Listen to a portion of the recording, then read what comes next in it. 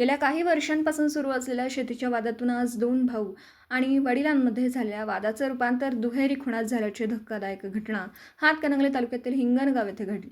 यात लहान भाऊ शीतल मारुती कुंडले वय वर्ष 45 आणि वडील मारुती बंडू कुंडले वय वर्ष 72 यांचा कुऱ्हाड आणि खोराचे घाव घालून निघून खून झाला.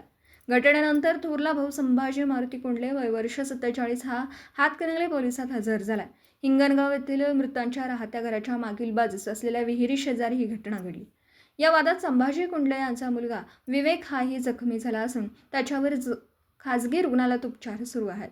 याबाबत अधिक माहिती अशी आहे. हिंगणगाव येथे कुंडले कुटुंबातील आजोबा बंडू कुंडले यांच्या नावे 3 एकर शेती आहे. त्यामुळे कुंडले कुटुंबातील भावांमध्ये शेतीच्या वादावरून गेल्या अनेक वर्षांपासून वाद सुरू होता. यातील 2 एकर शीतल व वडील मारुती कुंडले यांच्याकडे होती, तर उर्वरित 1 एकर संभाजीकडे होती. यातून त्यांच्यात वरचेवर वाद होत होते. त्यामुळे घरात वारंवार तणावाचं वातावरण असायचं. काल रविवार दिनांक 29 मार्च सायंकाळच्या सुमारास संबंधित शेतजमिनीवरून पुन्हा एकदा वाद सुरू झाला.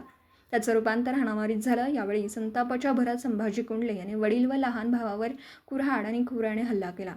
यात गंभीर जखमी झालेल्या मारुती कुंडले व शीतल कुंडले यांचा जागीच मृत्यू झाला.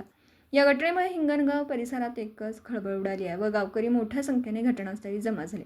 पोलिसांनी तातडीने घटनास्थळी धाव घेत पंचनामा सुरू केला. फॉरेन्सिक पथकही घटनास्थळी दाखल झालं. रात्री उशिरा उपविभागीय पोलीस अधिकारी अमोल ठाकूर यांनी ही घटनास्थळी भेट देऊन पोलिसांना सूचना दिल्या. दरम्यान घटनेनंतर संशयित आरोपी संभाजी कुंडले हा हातकणंगले पोलिसात दाखल झाला. रात्री उशिरापर्यंत कायदेशीर प्रक्रिया सुरू होती. या घटनेत जखमी झालेल्या विवेकचाही गुन्ह्यात सहभाग असल्याची शक्यता असून उपचारानंतर त्याचीही चौकशी पोलिसांकडून करण्यात येणार आहे. दरम्यान या जमिनीच्या वादासंदर्भात 4 दिवसांपूर्वीच हातकणंगले पोलीस ठाण्यात तक्रार दाखल करण्यात आली होती. मात्र या तक्रारीची वेळेत दखल घेतली असती तर ही दुर्दैवी घटना टळली असती, अशी भावना ग्रामस्थांकडून व्यक्त होती आहे. मराठी एस न्यूजसाठी हातकणंगलेहून विनोद शिंदे.